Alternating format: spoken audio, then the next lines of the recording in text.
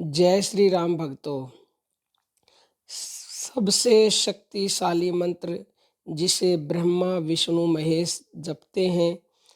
ब्रह्म मुहूर्त में आप इसका जप करें तो आप जितना मांगोगे उससे 1000 गुना ज़्यादा मिलेगा। भक्तों, जो मंत्र ब्रह्मा विष्णु महेश जपते हैं वो तो सर्वशक्तिशाली होगा ही। ये तो आप स्वयं ही हिसाब लगा लीजिए। और वो आपको क्या देगा? वो देगा जो आपकी कल्पना से भी परे है।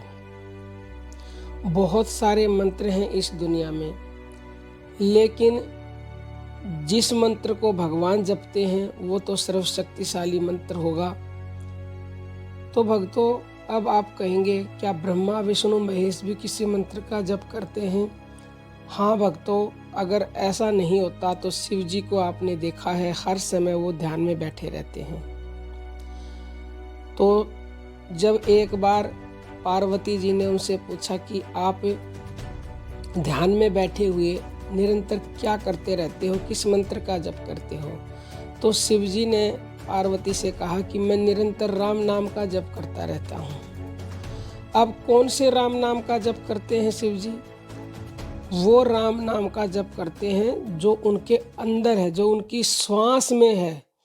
क्योंकि सब मनुष्यों में, सभी भगवानों में, सभी देवी देवताओं में एक श्वास ही एक समान वस्तु है। वही श्वास भगवान में है, वही श्वास हम में है। श्वास से ही हम जिंदा हैं और श्वास ही सबसे बेशकीमती है। और पैदा होते ही ये श्वास भगवान ने हमें स्वयं दी है। तो ये दुनिया का सबसे शक्तिशाली मंत्र है हमारी श्वास। अब श्वासों के साथ भगवान शिव करते हैं राम नाम का जप। जैसे ऊपर श्वास गई राम और नीचे श्वास आई राम, या फिर ऊपर श्वास के साथ रा और नीचे श्वास के साथ मैं, आपको जैसा ठीक लगे वैसे कर लेना। लेकिन इससे भी एक महत्वपूर्ण बात और ये है कि राम नाम से आपको फल मिलेगा, निसंदेह मिलेगा। लेकिन आपकी श्वासों में एक प्राकृतिक ध्वनि आती है और वो आती है सो और हंग की। जब आप श्वास ऊपर लेते हो तो सो की आवाज़ आती है, आप लेके देखो, और छोड़ते हो तो हंग की आवाज़ आती है। तो सो का मतलब होता और हंग का मतलब होता है शिव।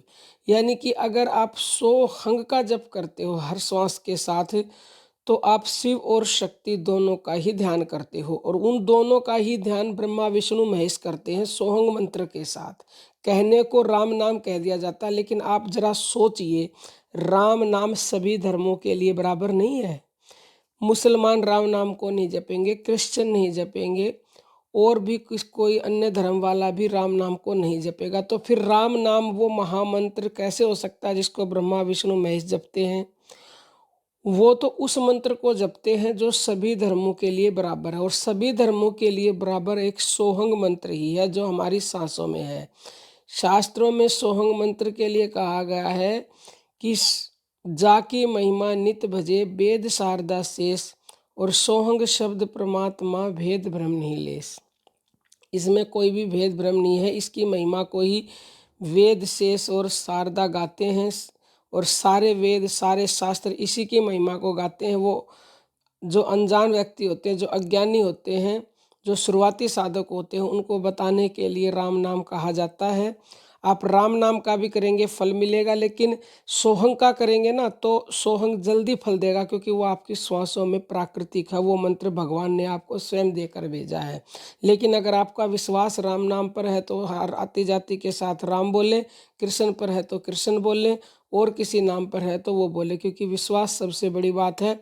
थोड़ी सी देर से लय होगा वो नाम, लेकिन उतना ही फल मिलेगा आपको। मेन है आपकी श्वास। नाम तो श्वास को पकड़ने के लिए होता है।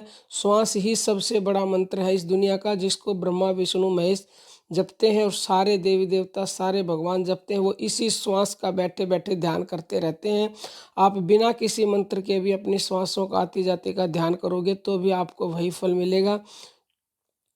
और इसको अगर आपने ब्रह्म मुहूर्त में कर लिया, यानी 3 से 5 बजे ब्रह्म मुहूर्त होता है, उस समय पर करेंगे तो आपको इसके इतने लाभ मिलेंगे कि अगर आपकी कोई इच्छा है और उस समय आप अपनी श्वासों का ध्यान करते हो और वो इच्छा भगवान को बता दी तो वो तुरंत ही भगवान तक पहुंचती है और बिन मांगे ही भगवान आपको सब कुछ दे देते हैं।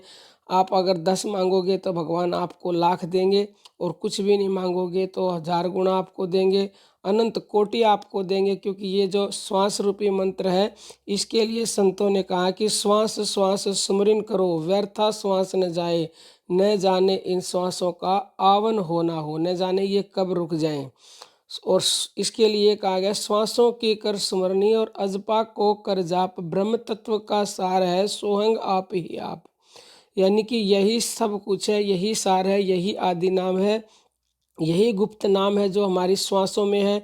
इसको आप समझे, हम बहुत वीडियो में इशारा करते हैं, जो ये जप कर लेगा, इससे ऊपर कोई भी जप नहीं है, कोई भी ध्यान नहीं है, वो सब कुछ प्राप्त कर सकता है। अब हम अपनी वाणी को विराम देते हैं। जय श्री राम भक्त।